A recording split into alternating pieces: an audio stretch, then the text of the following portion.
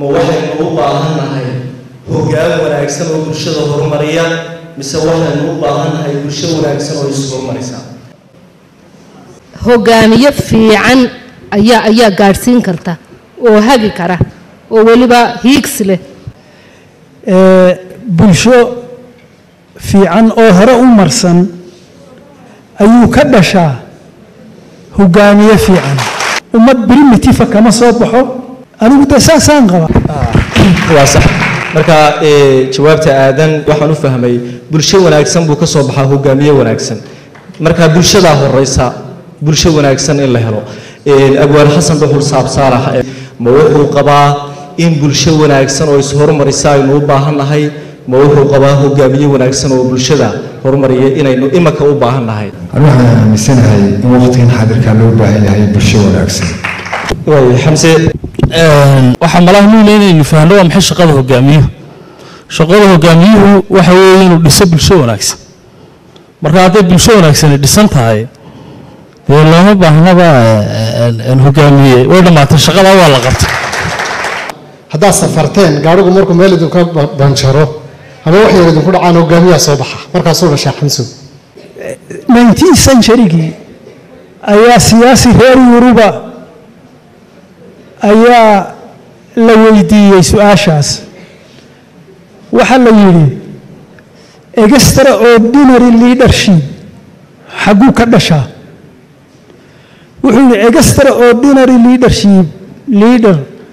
wuxuu ka soo baxaa a highly developed society iyo weliba highly developed political party ayaa individualka leadershipkii labadaas ayuu ka soo dhex baxaa bilaash uma soo baxo haddaynu helno bulsho wanaagsan oo Soomaaliland waxa qabaa inay tahay bulsho wanaagsan waqtiga hadda lagu jiro iyo waqti wanaagsan ay ku jiraan haddii uu hoggaanku xumaado maxay bulshadaas noqonaysaa qoladii taageersaneed hoggaamiyaha wanaagsan haddii si hoggaamiye wanaagsan la helo oo bulshadu tahay sida bulshada Soomaaliland imika tusaale u soo qaadanaya qabiilka iyo qabyaaladda iyo waxa isku haysa muxuu noqonayaa hoggaamiyaha wanaagsan way maasantiin qaba inaan mujtamaceena ka yareen hoggaamiyaal fiican waa buux weeye laakiin siday u iman lahaayeen halkii ayaa dhiba haddii markaa la helo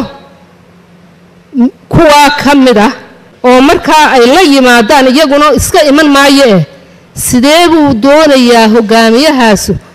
bal Soomaaliland dadkeeda iyo wadanku sawirku haysta inuu gaarsiiyo wahalkee dadku waa inay sidee noqdaan dhaqaalahoodu waa inuu sidee noqdaa shaqada helayaan sida u noolaanayaan caafimaadka sida u helayaan waa inay halkaas sawir u yaallo waxaan qabaa in la gaari karayo haddaad eegtid maxay ay tahay bulshooyinku marka horumar laga hadlayo waa inay dad cilmiga heer ka gaadhay noqdaan oo dadku bulsho magaranaysa wax baratay barashaduna ma aha wax iskuul la tagay imika waa badan yihiin waxa weeye qofka inay tacliintii wax ka bedesho oo wixii uu bartay ay wax ka bedesho oo ka duwanaada ka kale ee aan baran muran dee caafimaad qaba baa ka jira arrinta leadershipka Africa leadershipka waxa sameeya duruufaha markaa jira leadershipka weyn oo grade-ka ah oo lagu kara waxa weeye waa ka vision kale vision wax la yiraahdo aragti dheer oo dadka ka raraya meel oo meel kale u sahaminaya aragti anigu waxaan aaminsanahay fikirka ah bulshada wanaagsan waayo haddii la helo bulsho wanaagsan waxaa ka soo dhex baxaya hoggaamiyihii hoggaamin lahaa ummaddan berri marka mar kasta oo la helo bulsho wanaagsan waxaa imanaya hoggaamiyihii berri bulshadu markay wanaagsan tahay anigoo wasiirka faafinta reerkeedu uma imanayo oo ma odhanayaan axmed sakiyo reerkeenaad kursiga ugu fadhidaaye sidaas samee laakiin waxaa la odhanayaa kursi qaramaad ku fadhidaaye ummadda hagaaji oo ummadda si fiican u hoggaami waayo waa bulshada wanaagsan qofka keliya iyo boqolka qof waxa aniga aragtiya mar hadlaya waxa saxsan oo bulshada badan iyo fikradaha kala duwan magacay waa Dishoo Cabdishakuur Ali Maxamed waxaan taageersanahay fikirka ah waxa loo baahan yahay bulshadu marka ay meel joogto ee ay by default kuma wanaagsanaato ee cid bay u baahan tahay hagta oo wanaagga tusta waa hogaamiyaha qofka hagaajin kara bulshada isla markaana bulshada dhisi kara marka la doonayo bulsho wanaagsan qaabka ay ku imanayso aragtidayda horta waa inay aqoontu shaqaysaa marka koowaad 1940kii iyo maanta way ay marayso 2015kii waxaa jira isbedel dunidu gaadhay oo aad u kala duwan isbedelkaasi waxaa sababay aqoon maanta waxaad arkaysaa inamo master sita oo suuqa Hargeysa si ay u noolaadaan garan la oo la jahawareersan shahaadooyin culayska badan la sitaan iyo si ay u noolaadaan sida ay aqoontu dunida u bedeshay marka inaka aqoon-yahankii dalka jooga oo isku dayo inay aqoontiisu dalka bedesho ay horta bulshada wanaagsanaansaan marka eexda laga koro marka qabyaaladda laga koro marka ninjeclaysiga laga koro ee lagu ururo cadaaladda ayay bulshada wanaagsanaansaan dhibaatadan jirta ee dadku indhaha ka qarsanayaan in qof walba uu dareemo inankiisu noqonayo bilaa shaqo in ilmihiisu noqonayo maxay ahaydey bilaa han oo uu halkaa taagan yahay qofku markuu dareemo noqo qof wanaagsan laakiin ha ku mashquulin inaad dadka ka dhaadhiciso inaad qof wanaagsan tahay qof kasta marka uu dareen ahaan ku baraarugsanaado inuu isagu wanaagsanaado ayuu xulan karaa hogaamiye wanaagsan bulshaduna wanaagsanaan kartaa sadiiqow qaran qoom wanaagsan baa qaran dhala halka qof wanaagsanna qoys dhalo anigu waxaan qabaa ma jirto aragti hogaamineed oo kursiga qabso ka baxsan hogaamiye tacaddi geysta marka la doonayo hogaamiye dhaliishu nimaanay toosin tilmaantana eed u haysta tufiya cashir kuma dawoobo hogaamiye tacaddi geysta hogaamiye turonturooda hogaamiye sharafta tuura hogaamiye kala takooro dadkiisana kala tagsiiya hogaamiye tiisa raaca haddaad tahay tudhaame eege taariikhduba way ku sheegi inaad tahay tuug u dhuuntay dadkii taladii xilkooda u dhiibtay taash ku saaray kaasi waa hogaamiyihii qalocsanaa hogaamiye qaranka tiirsha hogaamiye guul ku taama hogaamiye talada qaata hogaamiye tara samaanta hogaamiye tacabka beera haddaad tahay khayr tuntunshe maalmaha tegaya xasuusta ayaa kugu tixi duwaanka xuskaagu tasoobi maayo taalay kuu dhisi bulshadu waxaynu doonaynaa maanta uma baahnin hogaamiye saan qaba bulshada u baahannahay haddaad iminka geed cambaa beerato oo aad geedka cambeed beertay markuu midhuhu soo baxaan aad soo goosato oo midhihii qalaadh noqdaan ood isweydiin weyda sababta keentay qalaadhkan ood haddana sanadkii ku xigay beertay oo haddana qalaadh noqdo ood haddana isweydiin weydo waqtigiina waa kaa dhacay maskaxiyana maad shaqayn waa inaad markaa ogaatay inuu siilku xun yahay oo geedkani gunta ka xun yahay waxaynu nahay dad aan isweydiin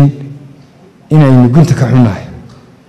somalilan baana laydhaa oo aynu is aqoonsannay halkaynu taagannahay 93kii baan aaminsanahay aragti ahaan marka laga yimaado dimuqraad waxaan loo hadlay maahay gunteenna marka la eego wax alla wax jiraa ma jiro qabyaaladdu maalinba maalinta ka dambaysa halka ugu sarraysay sii tegaysaa waxaa loo baahan yahay bulshadu inay dareento hogaamiyuu ku dhex milmaya balbad irbad ku tuur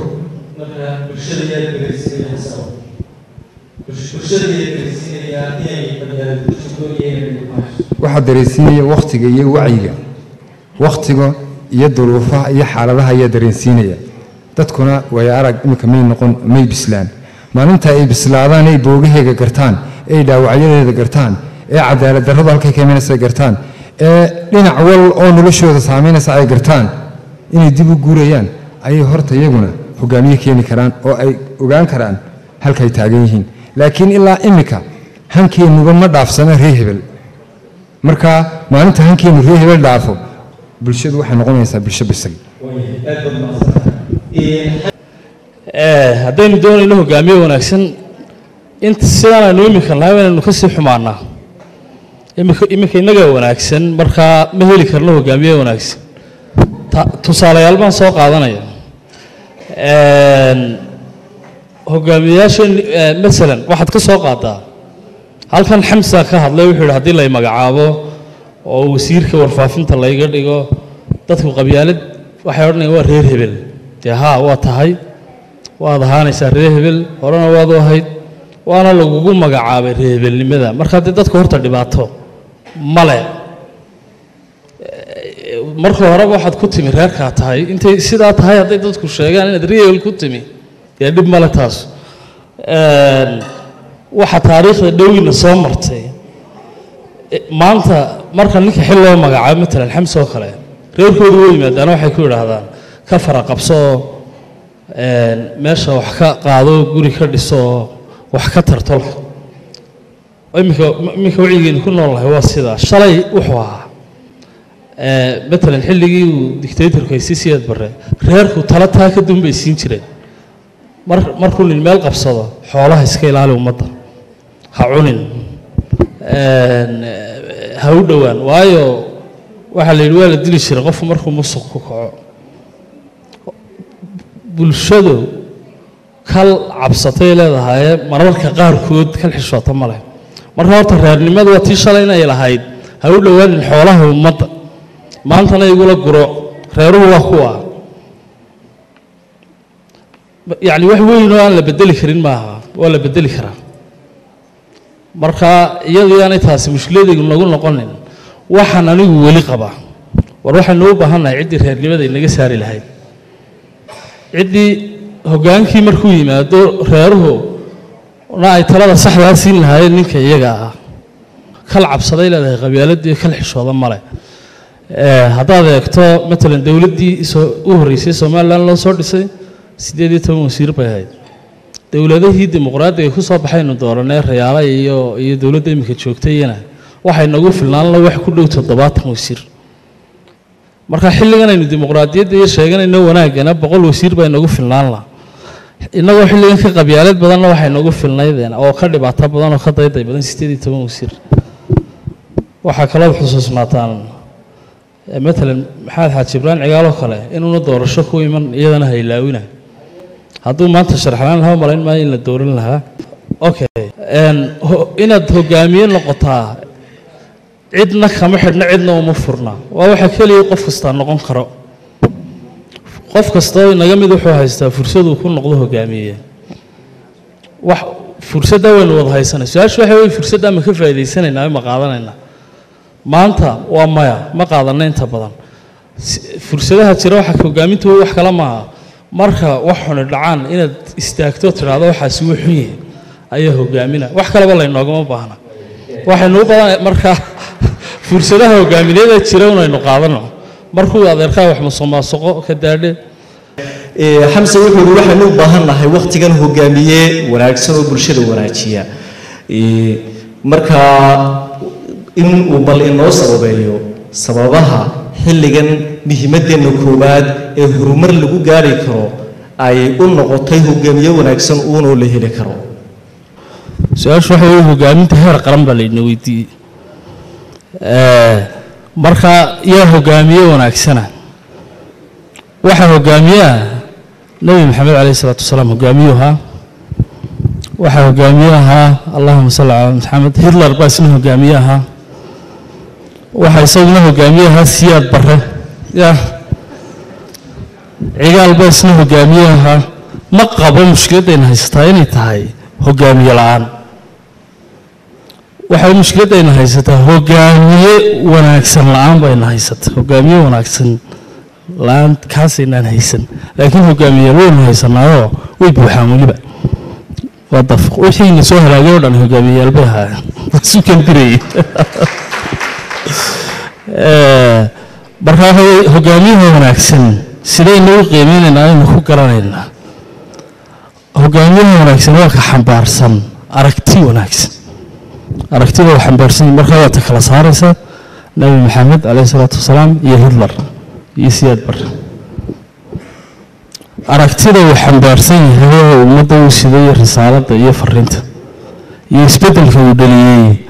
ayaa ama hogaamiyaha ka dhigaysa hogaamiye wanaagsan ama ka dhigaysa hogaamiye xun marka hogaamiye wanaagsan la'aan bay haysa taana waan kaga duwan waan qabaa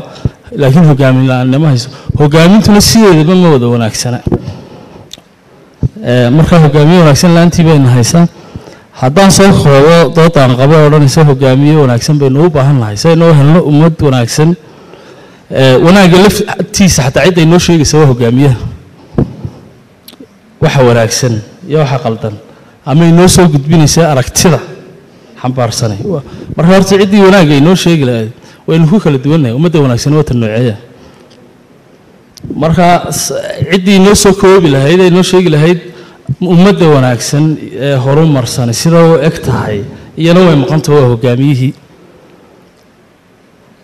marka ma wanaagsanaan karno wanaagga laftiisa aynu ku kala duwannahay laakiin cid ay nagu midaynaysa qeexdin keliya oo ku saabsan ummadda wanaagsan noocay tahay siday tahay ee inoo soo gudbinaysa aragtidaasi waa hogaamiyaha la'aantiisna ma soconayso waxaan ku dari lahaa oon soo koobi lahaa intii aan dooda usoo diyaargaroobayay aragti dadkii aan weydiiyey ila wadaageen 1 minute qof baa si fiican u dhigo wuxuu yidhi qof buka oo dhakhtaru yimi oo dawo doonaya oo dhakhtarkii ku yidhi waxaan dawo ku siinaynaa markaad soo bogsato waa sidaasoo kale doodeenina caawa marka dawo bogsadee dawo uma baahna markaa umaasin hogaamiye iyo mujtamac aqoonta iyo garashadu waxayna faraysaa in mujtamacu u baahan yahay hogaamiye bulshadu hogaamiye waa ka haddaad safarteen gaadhigu markuu meel idinka banjaro ama wax yar idinku dhacaan hogaamiyaa soo baxa markaasuu dhashaa xamsow marka mujtamacu jaah wareero cumar bin khadaab رضي الله عنه قال لقول هذا دو مدة ودو عين سو مسلمين هذا سلادة ولا قاقبل يا ناو هذا ودو عين ليدو وحيد هجامية ونكسب لأن إن صلح الغايب صلح أمة كله هدو هجامية ونكسب هذا مدة ودو ونكسب نساء وتصالعت أمباسدور كو قرنا يا راشي يدو وريرتي كل يسقى بغلية تبيه طبانكي تقالكي كوات كتشبتي بغرتو يدي دعدي بالليل لنك صالح بحر وكي سوفيتكو dunida qabsaday China iyadoo Japan qabsaday Japan ka yari China maanta dunida la haysta ayaa noo soo baxay oo dadna waa ka maanta China sameeyay hogaamiye ayaa sameeya ummad laakiin ummad jaah wareersani isma saxdo ummad jaah wareertay ama qabiyo ah ma dhisto ummaddu waxay u baahan tahay cid ka saarta boqolaha gaarigu haddaanu darawal wanaagsan lahayn oo la yiraahdo boqolka qof ee gaariga saaranba darawal wanaagsan ha sameeye samaysmi maayo wadin mahad celinaya haddaba su-aashii ahayd hogaamiyaha fiican siduu ku yimaadaa anuu waxaan u arkaa fikirkayga inuu laba siyood ku iman karo labadaas siyood wax weeyaan by default buu ku iman karaa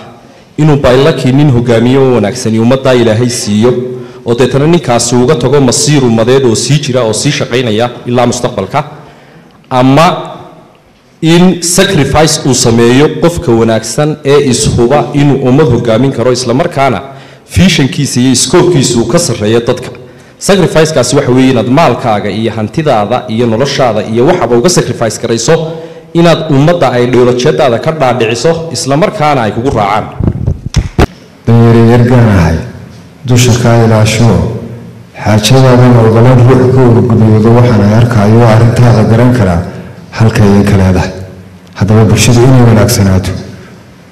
maxay tahay caqabadda hortaagani fikirkayga iyo aragtidayda ma arko bulsho wax wada doonta maxaa hortaagan waxaa hortaagan cudurka lagaa qabyaaladda oo ah dhibta ugu weyn ee bulshada wanaaggeeda lidka ku ah si qabyaaladda loo tirtiro si loo helo bulsho wanaagsan waxa loo baahan yahay mabda an qabyaaladda ee dadku ay aaminsan yihiin mabda ka duwan oo ka sarreeya in la keeno muxuu noqon karaa mabdacaas xisbiyada dalka inka xisbiyadeenu mabaadi' isku wada mid ah ayay keeneen maalin kasta waxaan aragnaa hebel oo xisbi gelaya hebel oo ka soo baxaya maxaa keenay ninkan gobol ka soo baxa meesha mabda baan jirin haddii uu mabda jiro waxaa la helayaa aragtiduu qofku ku adkaysto madaxweyne lagu doortay habeeleed oo nidaam qabaa'il hooy ma sameeyo ma noqdo hoggaan bulshada ka turjuma waxaa lagu soo doortay hoggaan ku dhaqmin buu noqdaa xisbiyadeenna mabaadi'da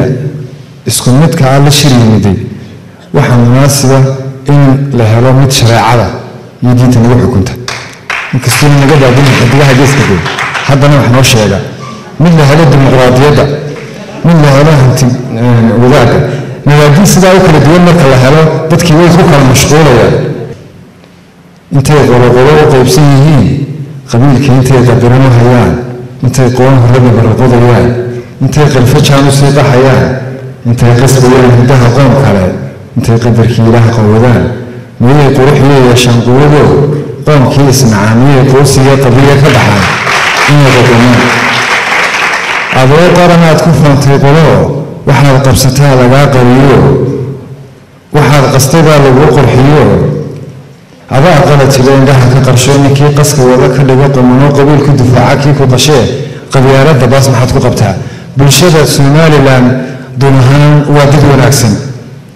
laakiin xaqiiqatan waxa ka maqan aragtida ah waxay soo-aashaha hoose inay ka muhiimsan tahay waxay soo-aashaha guud waxa loo baahan yahay xisbiyadii iyo hogaamiyeyaashii aragtida caynkaasa gudbin lahaa bulshadu waa bulsho inta badan dhaqan ahaan toosan dadka waa inay iyagu isdhisaan waa inay noqdaan dad hogaamiyaha dhisan hogaamiyaha inaga dowladana markay dadku wanaagsan yihiin saaxiibaday iga warreeyey dhowr qodob baan kaga duwanahay waxaan kaga duwanahay ta koowaad oo ah in marka hore la helo sidaan idiin sheegay hogaamiye wanaagsan si loo helo ummad wanaagsan waa shaqada hogaamiyuhuba waa inuu dhiso ummad wanaagsan haddii ummaddu wanaagsan tahay hogaamiye looma baahno saasaan qabaa su-aasha labaad waxa weeye hogaamiyuhu ma doorashuu ku imanayaa ma magacaabis buu ku imanayaa ma inqilaab buu ku imanayaa ma wuxuu ku imanayaa hiil beeleed aadan waxaad moodaa inuu yidhi doorasho waan kaga duwanahay haddii ummaddu marka horeba ay barakaysan tahay oo midnimo u baahan tahay yaa kuma heshiin karto hogaamiyaha wanaagsan markaa doorasho ku iman maayo haddii la dhex dhigo doorasho ku iman maayo uma dooranayaan wanaagooda waxay dooranayaan qof iyaga la mida qof ka duwan bulshadu ma dooranayso bal horka doorasho ku iman maayo u malayn maayo in magacaabis iyadana ku imanayo marka iddaa ka dhawaajisa amina siduu ku imanayo hogaamiyaha wanaagsan waa dood kale aniga qudhood ma garanayo haddii muhiimaddu ay tahay in hogaamiye wanaagsan la helo qaabkeebaa uu ku soo baxayaa inaku sisan baa la qaato imika wax cusub oo imika iima muuqdaan laleeyaan habkan bedela laga yaaba dee mustaqbalka in la bedelo laakiin imika sidanaynu nahay doorashuun baa la gelaya doorashooyinkeennana waynu ka warqabnaa oo way khariban yihiin oo waxaad ku garanaysaa inay khariban yihiin dee waxa weeye qofkii dadku waxbay ka qaataan qofkay doonaya inay soo saaraan inaad dee la socotaan iyo in kala warmaayeen waa la iibinayaa wuxuu maalinba waa la sii ilbaxaya doorkii hore kii aan qadar yaroo shilimaad qaadan imika wuxuu leeyahay tanuyay ku dhaafe waa laga sii daraya anigu mar baan siyaasadda galo guntaan soo taabta shilina waan ka dhaariyey inaan qof siiyo waxaan isadaa ka dhaadhici carruurta ii diran faradu fallihi waxma duugaan ayaa ii soo faraa waxaan weligiinba yaan duugi waan eegaya bal waxa weeye tijaabunbay aniga iga ahay kow haweenkan doonaya inaan tuso inaan nabadda inaanu sharixi karro sababta igu kaliftana taasay ahayd marka waxa weeye system xun baa inagu bilaabmay laakiin mar walba deris baa la bartaa dad badan oo cagskooda abaa jira oo ogaaday sida mar walba dadka doorashadu ay dadka u beerlaxawsadaan hadhow markay helaanna baawarkaa khariba baan u malaynayaa wax waayo qofka soo wanaagsan ilaahay amarkii hadduu meel tago belaayunbaa faraqsanaysa cabsidaa anigoo igu jirta baan waxaan ku idhi qolooyinkii asxaabtaydii ii dhowdhowaa waxaan ku idhi ilaah baan idinku dhaariyee haddaan helaba baarlamanka doorashadii 2005kaas soo sharax haddaan helaba oon halkaa tago haddaa dabeecadahayga iyo waxaan ku hadli jiro isbedelay aragtaan idinmaan saamixin haddaadan iga soo qaban waan waashaye isoo qabta markaa waxaa jirta marmar waxa soo malaha marka meesha la tago ayaa wax dadka ku dhacayaan baad xataa marmar ka fikiraysa laakiin anigu waxaan qabaa mabda hadduu qofku aaminsan yahay walaa qabiilkiisaa wax ka bedeli karaa walaa ciddii u timaadaa ka bedeli karta marka waynu helaynaa waxaynu isku dayaynaa uun kuwaynu isnidhaahno malaa kuwaasaa anigu waxaan imika aaminsanahay qofka soo baxaan ugu ridayaa qofka ogaada khaladaadka jira mujtamaceennu lugaha inta madaxa la isugu taago lugaha kor loo taago mooyaane hagaagi mayno macnihi maxaan ka wadaa waxa loo baahan yahay total transformation sida loo fakerayo sida loo dhaqmayo sida carruurta loo barbaarinayo sida iskuullada systemka loo waxyaabo badan baa lagu darayaa in la dhigto markaa bulshadu markaas ayay iska hagaagi doontaa aakhirka laakiin sidanaynu imika u imanaya waxa weeye dhadhamin mayno inaynu markaynu saa u eegno ilaa xad kuwaynu isnidhaahno malaa kuwaasu khaladaadkan iyo beledan waxay doonayaan inay transformation sameeyaan oo isbeddel laxaad la sameeyaan oo inala wadaago yidhahdo sidaa iyo saasaa dhowna aynu la xisaabtanno dadku u yar ilbaxaya